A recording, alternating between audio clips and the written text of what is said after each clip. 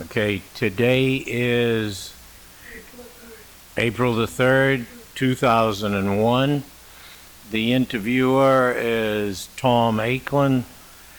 I am the nephew of William Aicklen, my uncle, and the last living member of the Aicklen family in the South, or at least in Louisiana and Mississippi. We're recording today at the home of Bill Aicklen in Bay St. Louis. The first question I'm going to ask you is to identify yourself, give me your age, your mother and father, maiden names, the amount of family members, how many children you had, who you were married to, just basic information. So it's all yours, Bill. Are you ready? Yeah. I am William A. Aicklen, age 94, born November the 7th, 1906 in New Orleans, Louisiana. My parents were George Albert Aicklen, my daddy, and my mother, Florence McLay Aicklen. Our family consisted of my mother, my dad, and 7 children, 5 boys and 2 girls, namely Albert Aicklen, the eldest, Mildred Aicklen, the second eldest, George Aicklen, Isabel Aicklen, Warren Aicklen, myself, and my younger brother, Watson Aicklen. My family life was a good life. Now, I married Frances Laura Cunningham of Moss Point, Mississippi. I have 2 daughters, Billie Jean Aicklen and Janet Mildred Aicklen, who is now Mrs. Janet Cuevas of Diamond Head, Louisiana. She married Almond Cuevas in Mississippi. Diamond Head, Mississippi. I have 2 grandchildren by my daughter, Janet Mildred Cuevas, namely Dana,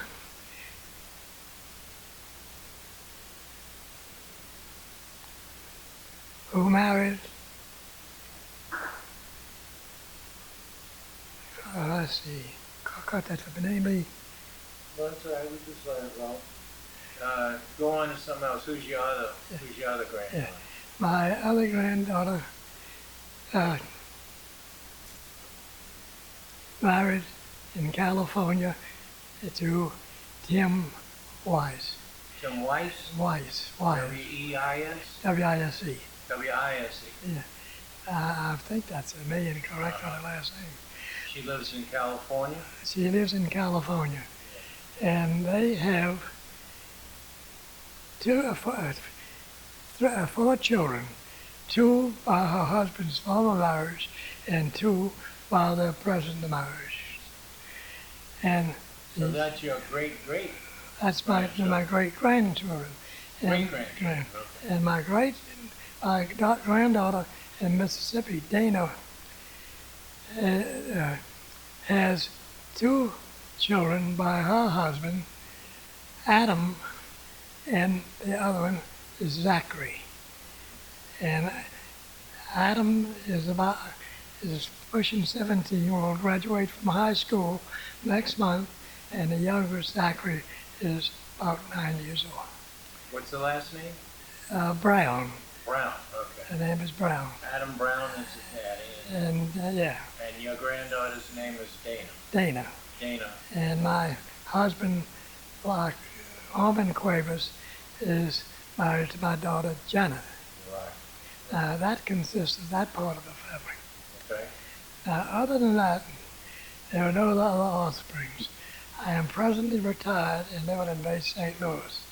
I worked for the Maritime Administration from 1926 until 33, had a temporary break, went into CBs in 42, discharged in 45, went to Aicklen shipyard for about 18 months and then returned to work to the Maritime Administration and finished out my retirement, which brought me a total of 37 years. My retirement was June the 30th, 1970.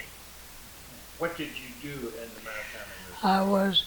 When I retired, I was assistant to Captain Jennings, the who was in charge of the Gulf District of operations for the Maritime Administration, which consisted of the territory from Brownsville, Texas to Tampa, Florida. Now, we had three divisions: the Gulf Division, the Eastern, which was up in New York, and the Western, which was out in Portland, Oregon. What were y'all responsible for? Now, my position was in the operational surveys and operation of the work in the Gulf area, and occasionally I was required to go out to the other areas to assist the other areas when their workload got too heavy. My position also was in new construction.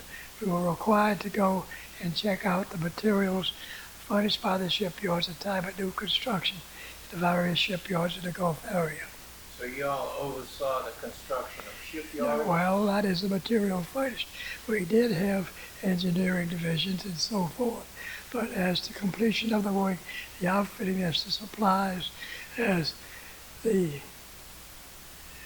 seeing that everything was furnished as it should have been, was ours. I was specifically in the deck department, which consisted of the radio, the outfitting of the rigging, and seeing that all was there, and the various supplies and the spare parts, which were supposed to be and were put aboard the vessel at the time of construction for delivery to the Maritime Administration.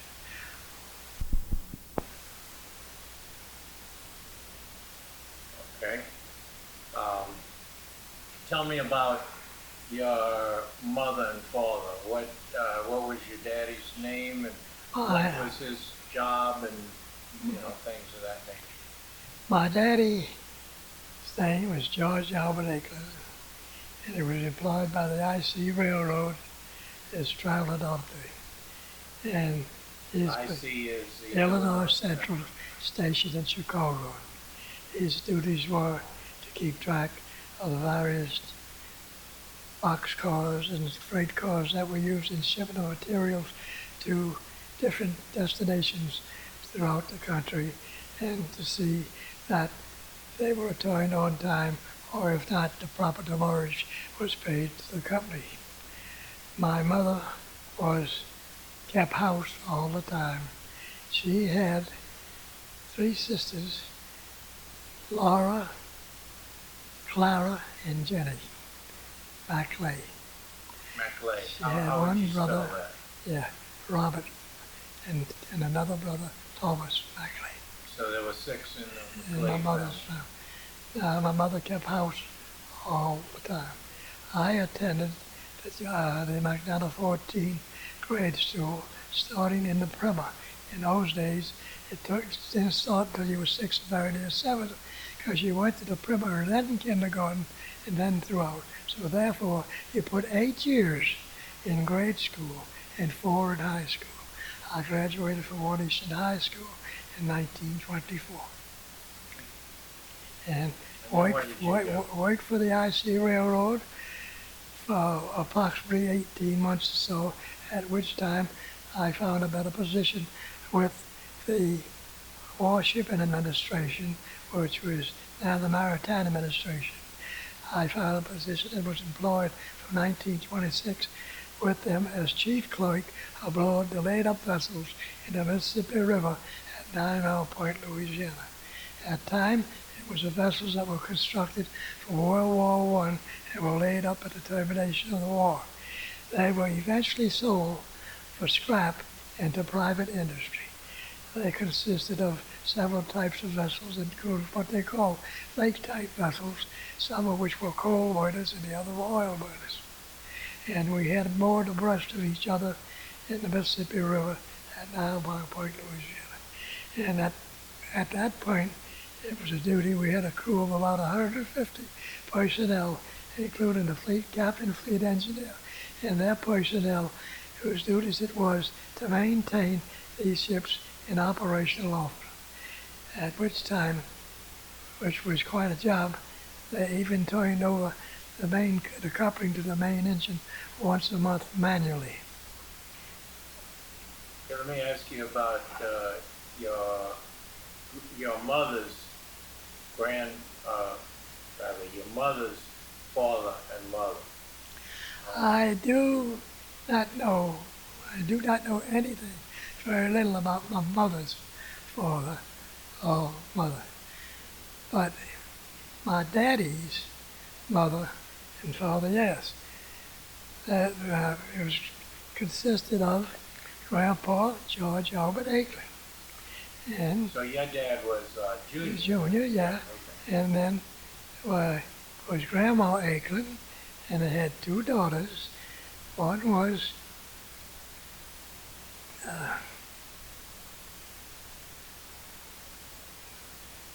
well, we'll get to the boys first.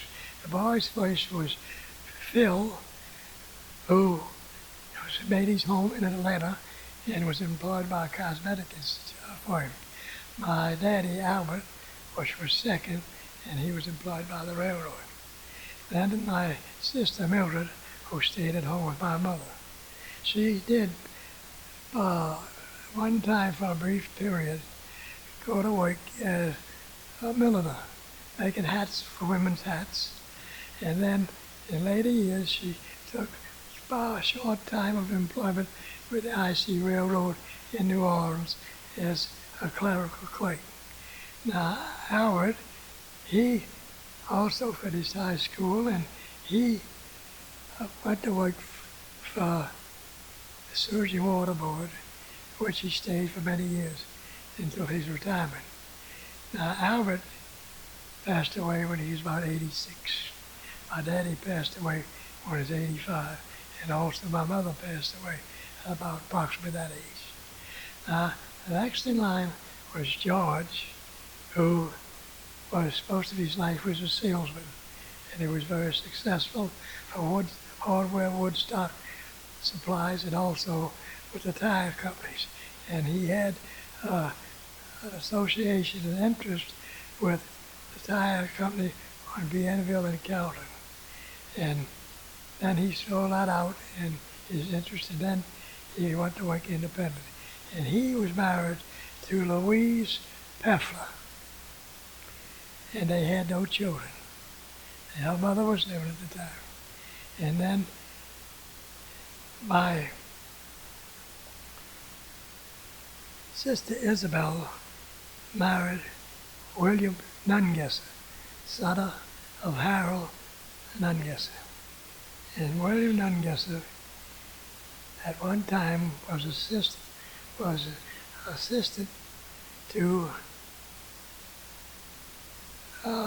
Governor Treen when he was governor of Louisiana. And then he went in private business and was a marine food supply business and to the offshore oil company.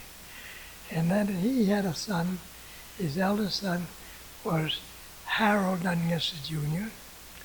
And the next in line was Gary Nungesser. And the next was Hugh Nungesser. And Hugh is also his brother. No, a son of Billy. But then you have a brother, Had, Billy's brother. had Gary, Hugh, Billy, and Harold. Yeah, they were brothers. Right. They were brothers. And so then he named William. his son. No, Billy named his son after his uncle. Yeah, Billy had sons after this, but these boys were Billy's sons. Yeah. Now, Gary married a young lady from Algiers. I can't recall her name right this time. And then Hugh is single and living in Slidell, and H.J. passed away. And William, yes, Billy, is retired and lives in New Orleans. Also has a summer home in Diamond Head. And last I heard that Billy is associated in politics with the Republican Party, of which at one time he was chairman of the Louisiana delegation. Big. I call him the red elephant. He's a bastard. Nobody like him. I say he's crooked. Evidently. He's not like that. Don't take after him. Okay. Well, getting back to your grandparents, Oh, one thing, tell me a little bit about them. my wife was married to Laura Davis, and Francis' parents were Laura Davis, and her daddy was Carver Collie Cunningham of Moore Spring. And they had 2 children, J.C. Cunningham, a boy, and Mildred Cunningham. J.C. Cunningham married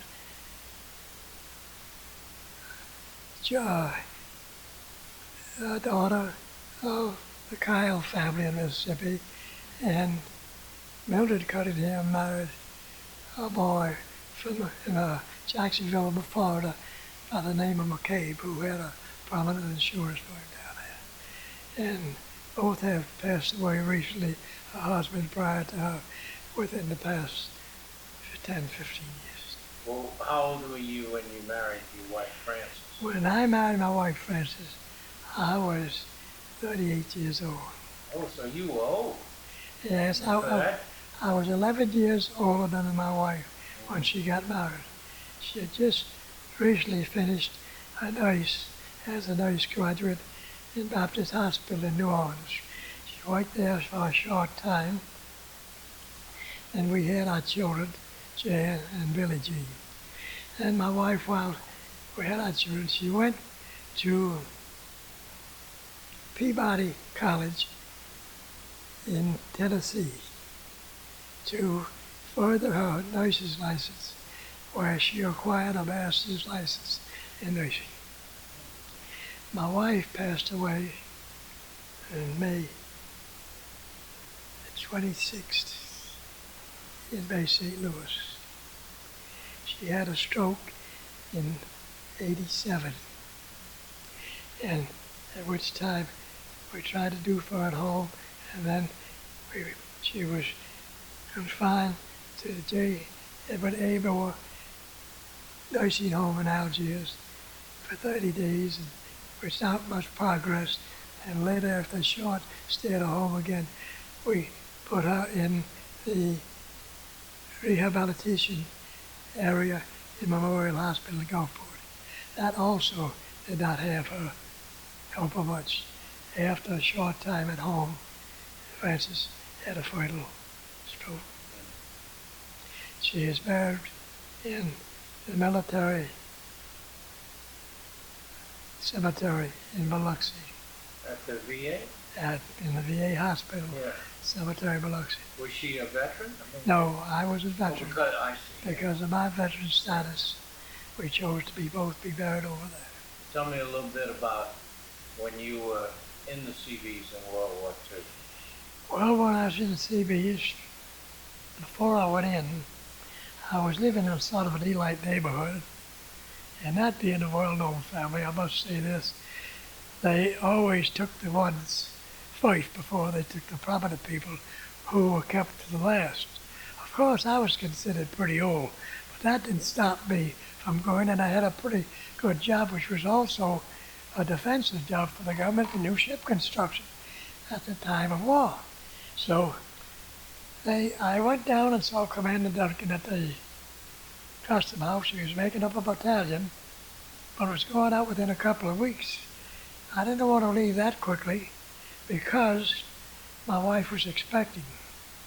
Your first child? Yeah, so Commander Duncan told me he could put me in one that would allow me to stay home until after my baby was born. Had I gone in at first, I could have gotten a better rating. By doing so, staying with my family, I had to sacrifice a better entry rating in the CBs. Well, I went in the CBs, and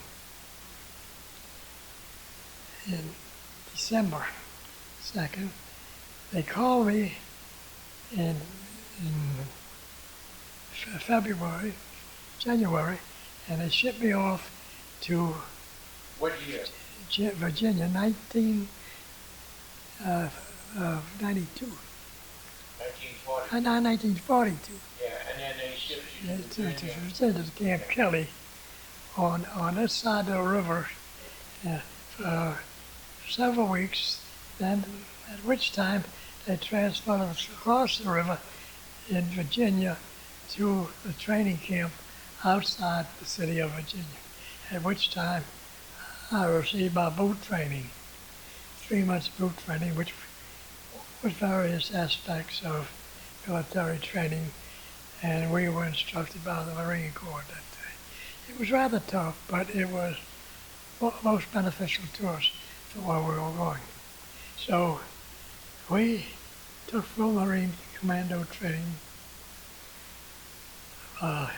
Marine landing and so forth, and then we were shipped unannounced, short notice,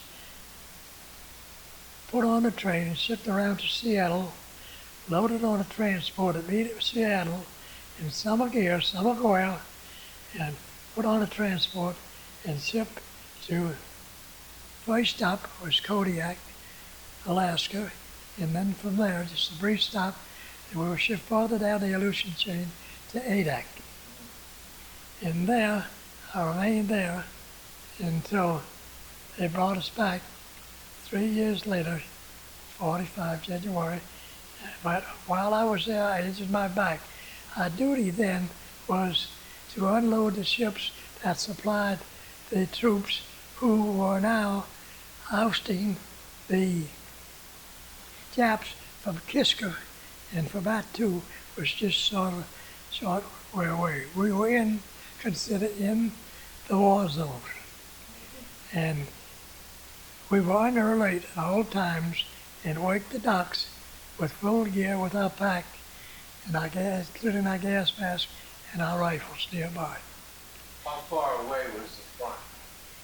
It was just a short distance, maybe 100 miles down the chain. And then that was Attu, where the troops were. Then the Japs were in Kista.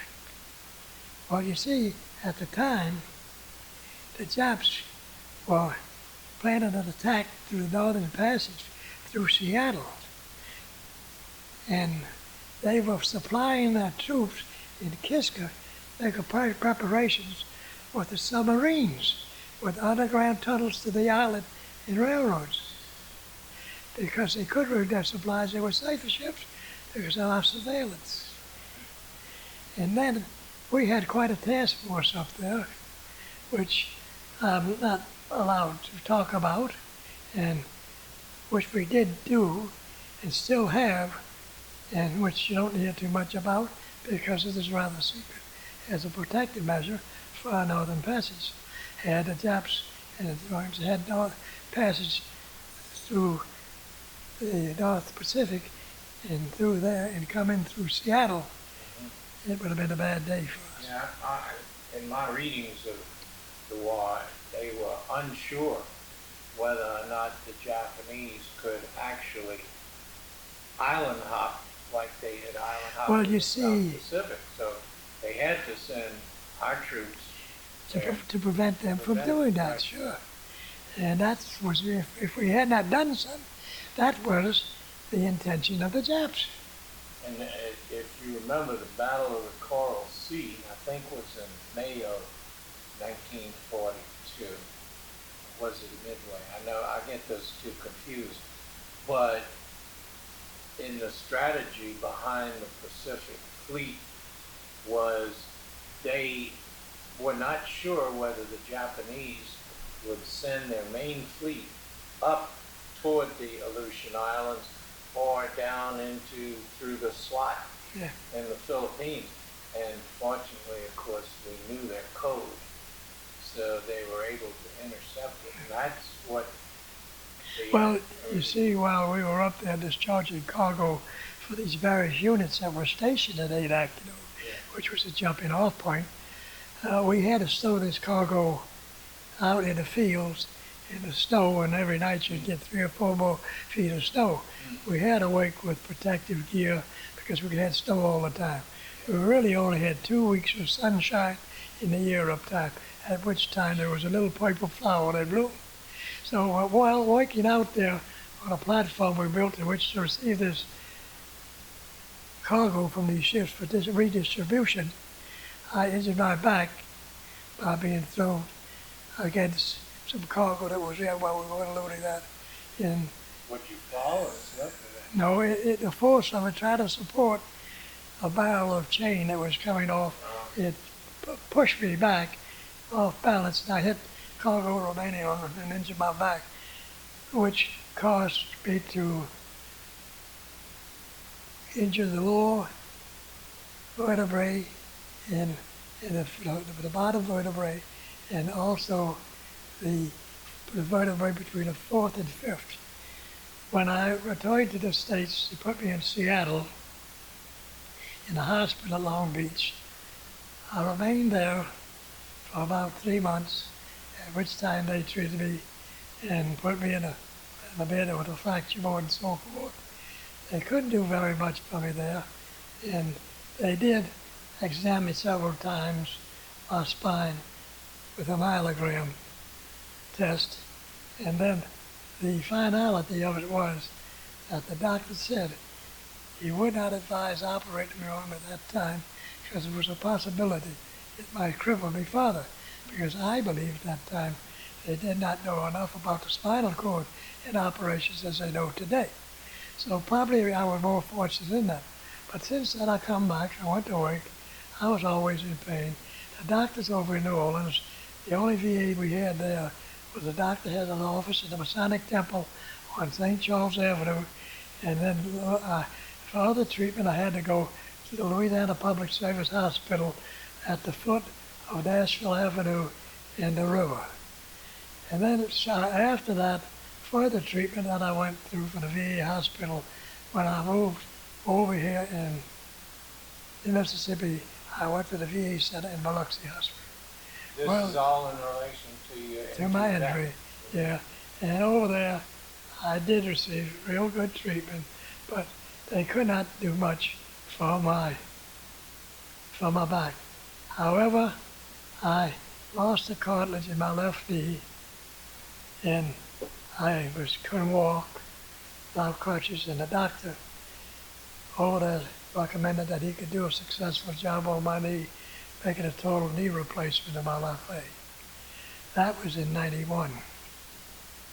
So I did. I spent 30 days in the hospital in Biloxi and recuperated. It was quite a long procedure because it must have been quite a difficult operation. And you were 84. I was 85. 85. And I'd asked him prior to that if I was too old. He said, no, I wasn't. Well, I remained over there, and they did give me good treatment, kept me there, gave me therapy, discharged me 30 days later with a wheelchair and crutches. Well, I remained on crutches that off and on, and then my knee started giving me trouble, and I had to go back off it, at which time they also treated my eyes and removed a cataract in one of my eyes. Well, And they gave me eyeglasses at the time. They gave me excellent treatment, but there wasn't much they could do for the knee. But my contention was that I lost the cartilage in my knee, necessitating the replacement of it because of the back injury. I am now receiving partial compensation from the VA from that, and they are considering at this time whether or not they will increase it. They have not yet determined whether my knee cartilage was due to the back injury. But my back injury has caused me severe osteoarthritis, which I think they are compensating me for more than for the knee injury. I am now in a wheelchair, in a scooter, I have a hospital bed in which I sleep. I use a electric stair chair to go up and down from one floor to the other, which the VA was instrumental supplying through my Medicare and Blue Cross insurance, which I've had for a lifetime. And they have been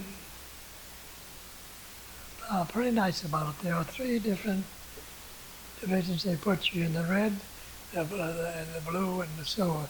And they put me in the clinic where I get quicker treatment when I go to it. I do not have to wait a long line and sit like I used to. Or I have appointments by a doctor. That's a special division, and not have to sit out and wait for hours for appointments.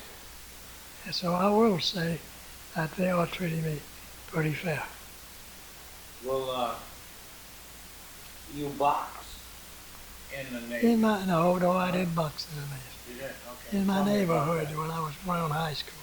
What neighborhood was that? In Carrollton area. But I was asked if I wanted to go box. Go to college. I said no, because at that time there wasn't anything in it. You would get cauliflower ears and broken noses.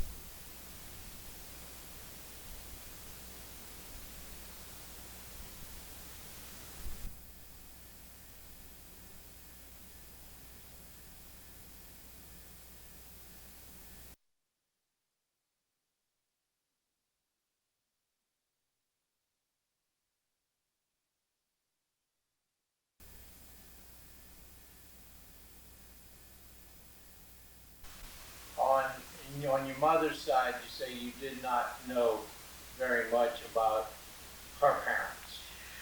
I knew Jenny, who worked for the Mississippi Steamship Company as a PBX operator. Okay, Jenny, what was her last name? Jenny McClay, my mother's sister. Clay. Okay, that was. And then there was Clara McClay, who worked as a PBX operator for Wood and White, the wholesale water company in New Orleans. And that was her other sister. And Bella stayed at home and kept house. Okay, so Clara. And they had a brother, Warren, and he worked for a railroad. Warren McClay? No, Warren, his name was Hatton, stepbrother. Hatton. Oh, stepbrother. And he worked for the TP Railroad. Hatton, H-A-T-T? H-A-T-O-N. H-A-T-E-N. H-A-T. Worked for the Missouri Pacific Railroad. And Johnny, a brother who had his own coal and wood yards. Well, now, was my daddy Warren named after Warren, Hatton? that I do know, most probably so. Yeah. And now, her mother, or I guess it would be your grandmother,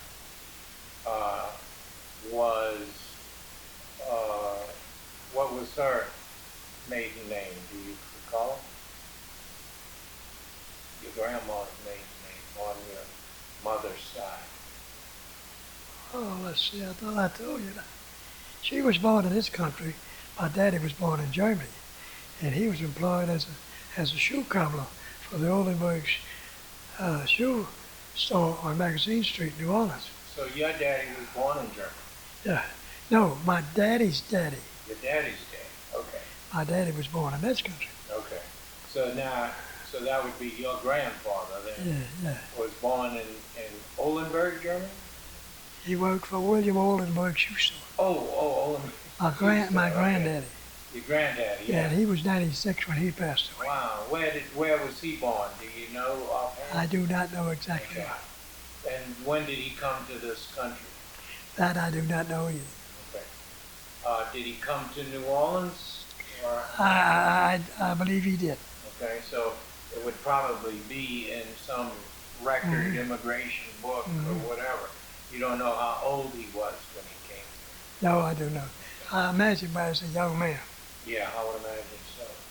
Because the Aickens that married into the April family were here in the 1840s. Well, you see, one of my aunts married a LeClaire of the printing company, and the other one married an Orrery who was a horticulturist, and they lived in Kenner, and then later moved over to the Covey Mandeville area.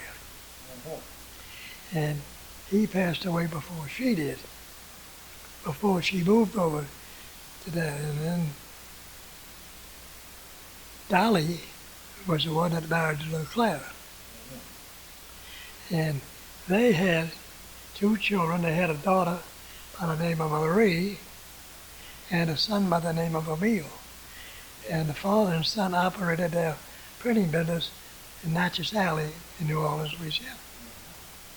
Well, now, there was, if I'm not mistaken, there was a LeClaire who was a councilman in the government of Metairie Ridge when Charles Phillip Aicklen No, was yeah, there, that, right? in Metairie, for a brief period of time, Charlie Aicklen, who married Charlie Aicklen one time was part-time mayor, you might say, or intimate mayor of Metairie, Right, Charlie Aicklen. right, but there was a LeClaire who was a councilman, I believe. That I do not recall or was unaware of. Okay.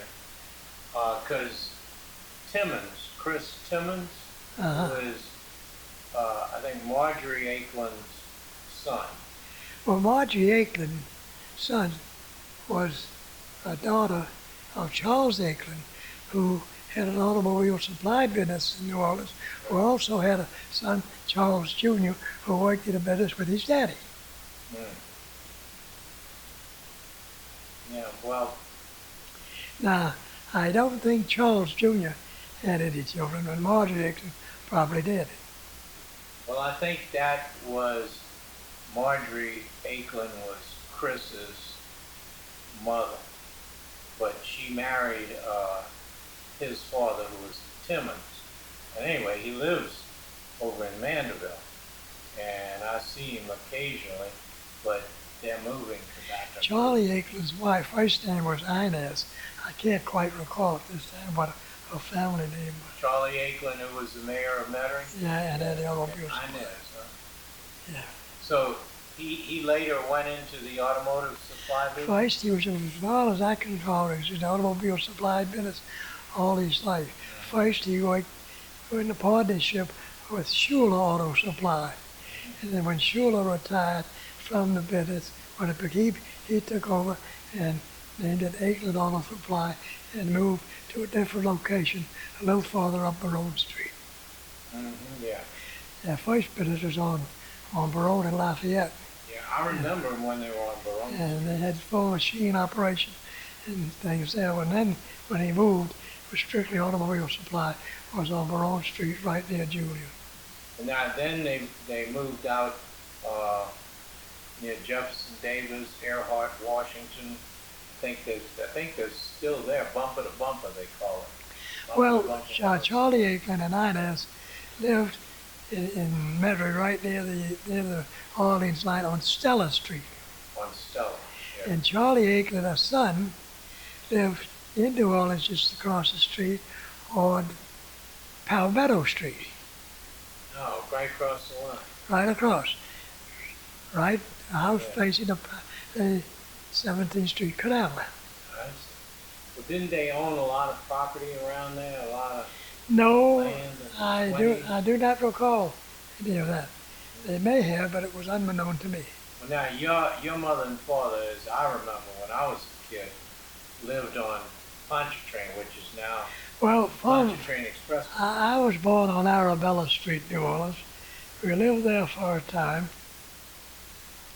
Started school there, back down to 14, and Mrs. Leckett was principal, and then it was all white at the time. Started in the Primer, and then we moved several squares up from Arabella Street on Coliseum Street, the 5900 block, and then later on we moved from Coliseum Street just around the corner to State Street, 1035 State Street. And it was a much better neighborhood, a nice environment. And then I finished school back down to 14. But then when we moved to State Street, I went to Warren Easton. No, I'm wrong there. I finished my grade school when we moved from State Street at LaSalle School, just 2 blocks from my house. After I graduated from LaSalle, I went to Warren Easton. And graduated from Warren Easton. Were you how many of your family graduated from high school? Well, as I can recall, Isabel, myself, and I think Mildred and Howard was right there graduation. So Watson and Watson, Warren, and George didn't do it. What do you know why? Were they Well, because working? I cannot tell you exactly, but I think it was because of hard times, different times of taking. See, my family, I think, was too big a family at that time to take care of 7 children, and being so close together, just probably within a year of each other. And so you see, it was rather difficult preparing children and getting them all off to school. When Mother was home, well, she did have a nanny that would come in and do the washing and ironing. Later on, had one that would come in periodically, help her with the kitchen work, to clean it up. But she did her own cooking. She wouldn't allow anybody to do her cooking and keeping house. Mildred just stayed home and more or less kept house with Mama. Well, and Daddy's position kept him out of town all week. He would leave home every weekend and come home on the beginning of the following weekend, on Friday or Saturday, but he had to leave not later than midnight on Sunday.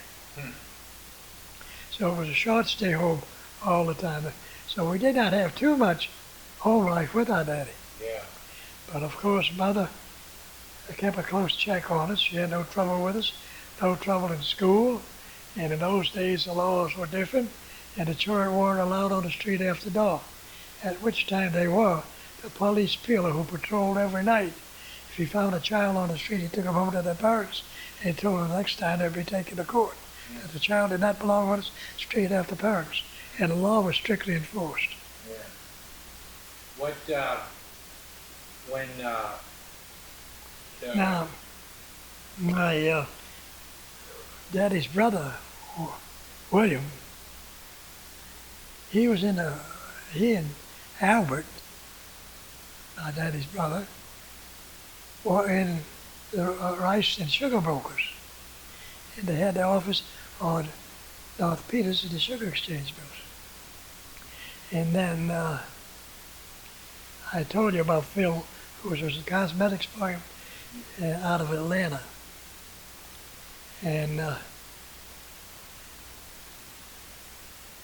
you say they were rice and sugar brokers? yeah. They didn't deal in any cotton? No, most of their business was with the brewers. They had quite a connection furnishing the materials to the brewing companies.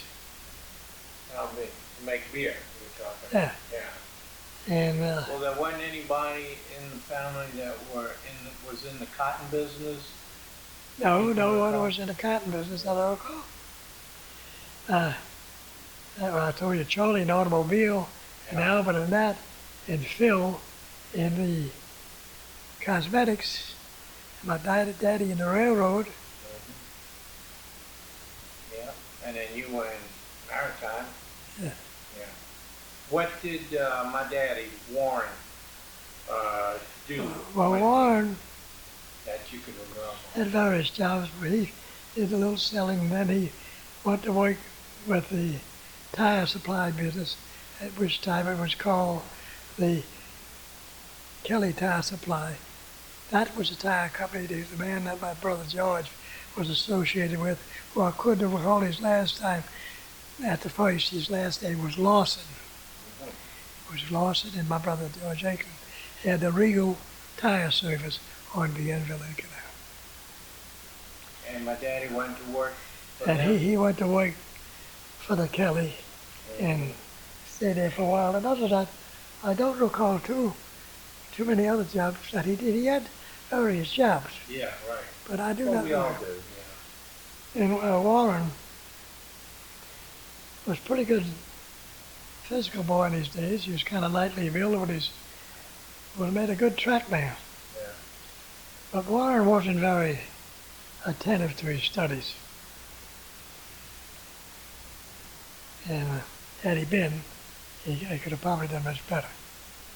So that's probably one of the reasons he dropped out of high school. He wasn't doing He didn't good. go to high school. Well, he didn't even go to high school. Yeah. Oh. So he dropped out in grammar school. Yeah. Yeah. No, I think he finished grammar school. I know on my mother's side, all her brothers and sisters dropped out in early elementary Oh, grade. we were made to go to school. Yeah. We had to walk to school. There wasn't any free lunches or free school books. Oh, no. We took a peanut butter sandwich or something for lunch. Well, But of course, times were different. We were accustomed to it. It didn't do us any harm. I think today, our true way of thinking today, that in that fact that the people brought up in those days appreciate life a lot more than the people do today. Because the fundamental and instrumental things weren't as free as they are today, and what you did get, you had to work more for it. well, even when I was coming up, you only got chicken maybe once a week on Sunday. Yeah, and you had a seafood dinner on a Friday, at which time the markets only handle crabs and shrimp. Yeah, You couldn't buy it every day in the markets. that's right. Now, almost every little subdivision has its own Popeyes fried chicken. And in those days, the grocery stores, the drummer came around and took your order, they delivered your groceries. Even the Chinaman came and picked up laundry and redelivered it. Is that And the right? butcher also came by and took your order. And they guaranteed you meat. If it wasn't anything, they'd come back and take it and replace it. Oh. And the people in those days, their husbands being mostly on a monthly salary, they weren't able to pay daily. They paid their grocery and their food bills and so forth monthly. Credit between the consumer and the retailer was a lot different today. But I think the people in those days too were more truthful. They felt more responsible, and they also, as neighbors with each other, they checked on each other and helped each other in a time of need. If one was sick, the others helped out. And even those times, the officials, the city officials, the health department, would send somebody out to take care of you. And I do believe that times that when husbands or something weren't worked, that the families were furnished foods. And that there wasn't any WPA or public handouts like it is today. Would you, in the neighborhood you lived in, was it predominantly German or was it? Well, I lived in the neighborhoods, all the neighborhoods I lived in those days were good, but in the last neighborhood that I lived in was on from State Street. We moved to Carrollton area, at which time we lived on Spruce, and then on Pontchartrain Boulevard and Padola Street. But when we moved, while I was coming up and going to school, State Street was the most prominent neighborhood, and it is still today the most influential neighborhood. We had as neighbors Leidenhammer Baker owners, and Langman Insurance Company, the Firebuckers, who lived on the same street within a block away, Paul, owner of Jack's Brewery, and across the street was the Godins Insurance Company, and then the Dumas's Auto Company, and then we had the immediate neighbor. We lived in a two-story hammerback house on State Street, which were common in those days. And then our neighbor was Ortiz, O-R-T-E. And they later moved over to Mississippi, and they operated a movie chain in Mississippi. And their son-in-law, Elliot, is, I think, the remaining descendants of the Ortiz in Mississippi, as far as I can recall. Now, we also had very nice neighbors, the Capitals, and Mr. Messersmith on one corner. He was on the board of directors of Order White Hardware Supply Company, and across the street from him was the Friersons, who were also in there, and later the Broads, who was affiliated with Fidelity Homestead. And then down the street, we had the McElhennys, prominent people, General Allison Owen, and the Stanleys, who were prominent in state affairs. And we had the Lampheres, who was the head of the lighthouse service. And then how's that name? Landfair? Lamphier. Lamphere. Okay. That means lamplighter, doesn't it? Yeah. And see, German or? I guess before our time, our former governor was Governor Hurd, who lived right there in the immediate neighborhood. Really? Governor Hurd? Yeah. I don't remember him. Yeah, he was a little bit before my time. Yeah. And then over on Nashville Avenue, 1 block away, 2 blocks away, we had Flournoy, who was a prominent football player with Tulane, and his quarterback there's a prominent family who lived in Audubon Boulevard, and they were all prominent people. The Lampricks, the Manuras, and I knew them all. I attended all those football games, and So you were a teenager when you oh lived on yeah, State oh Street. yeah, Yeah. and Now, your daddy was working for the IC at the time, right? oh yeah, as far as I can remember.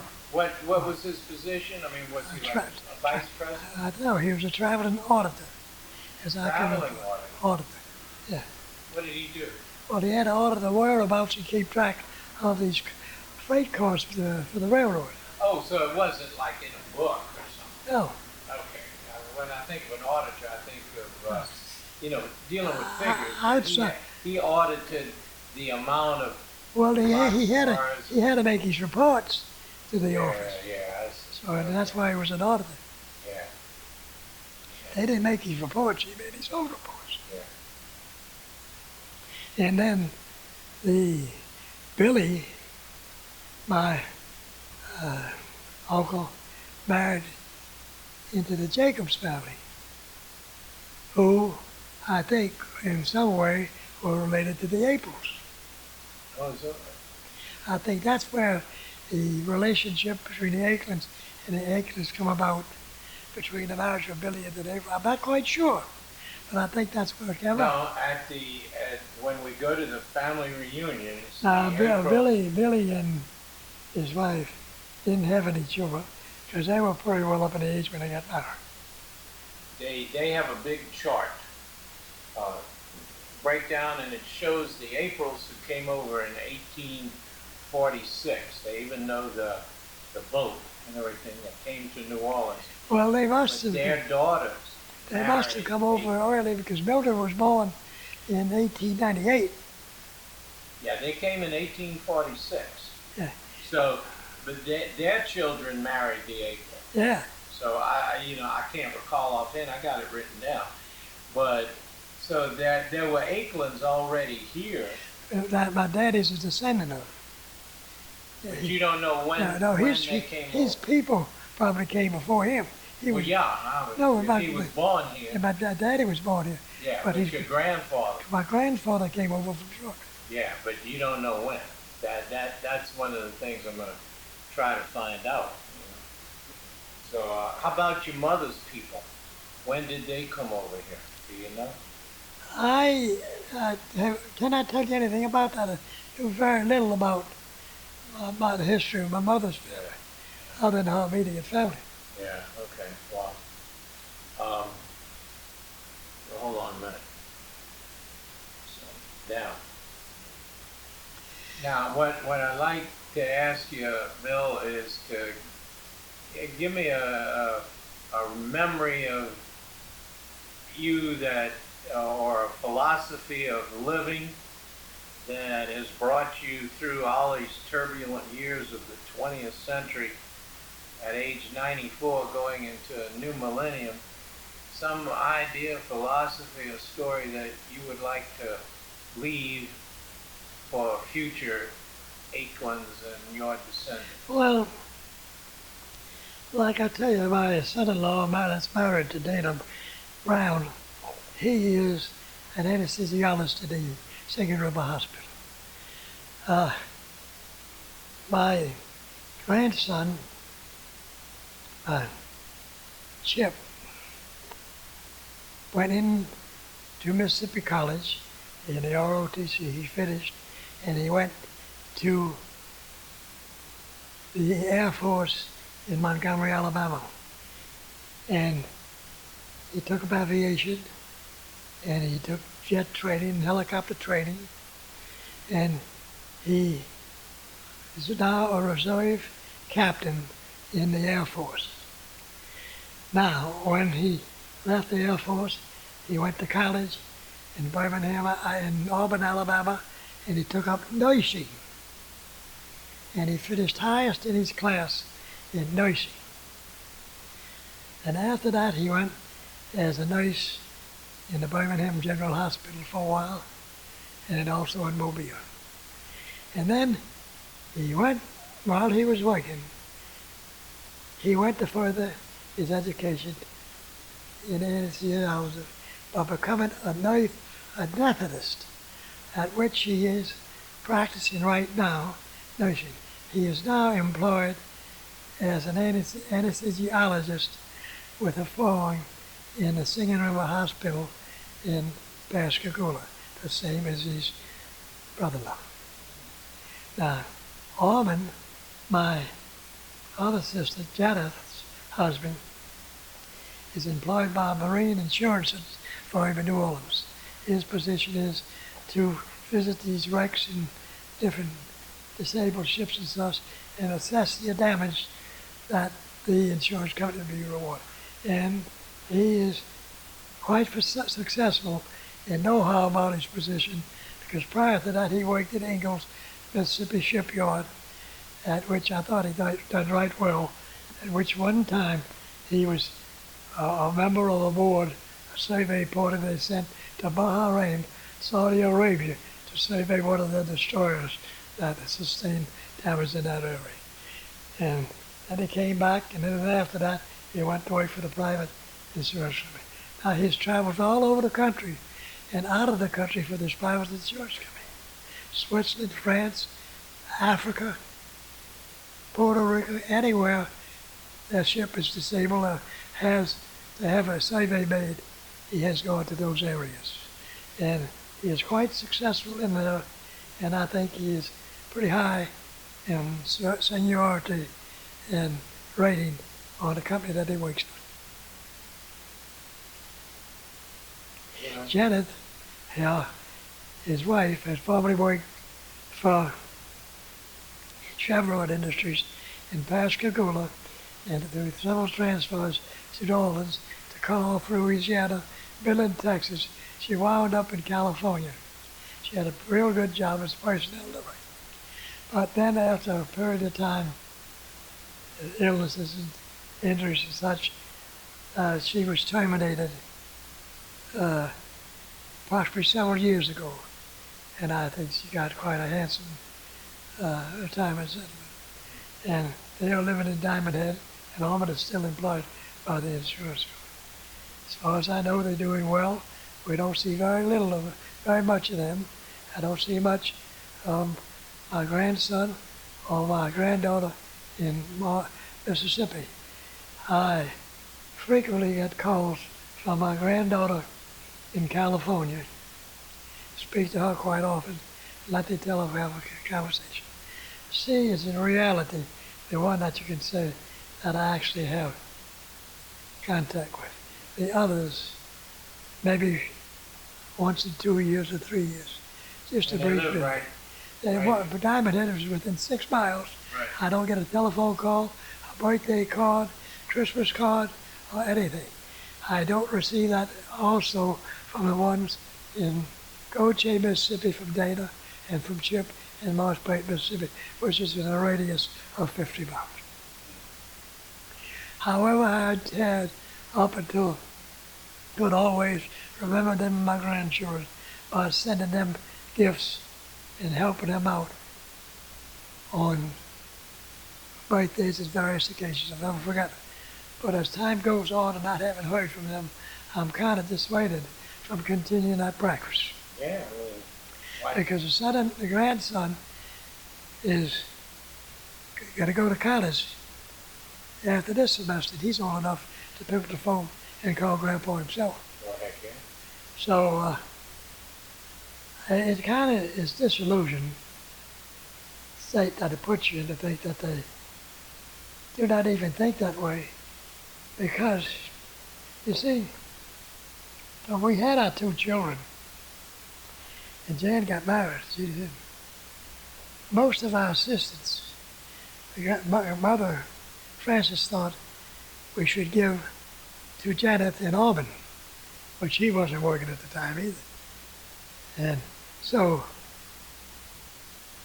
most of it, and which makes Jeannie feel that she was slighted by most of it going to them, and she still feels that way, which I don't much blame her, because perhaps there was a lot of ways in assistance which Frances had not related to me. That's So part of life, I guess. that is the bitter part of it. Well, you still didn't answer my question What? as to Well, as to what what, you would like to. yes, what I'd you like to know, have for my family to do, Well, like your grandchildren, And my great-grandchildren who is may never see you. is to listen to their parents and be law-abiding citizens and treat everybody right, your neighbors and everybody. Don't criticize the other one. Just emphasize how you live and what you do. Mind your own affairs. Do not give any information or volunteer any information. Tell people how to run their lives unless they ask you. That's good advice. Mind your own business until you are asked. You have enough to do is to take care of your own business. Their life is their own life. Let them conduct it. Yeah, if they ask you and you have something that you think will be beneficial, tell them. If not, just keep your mouth shut.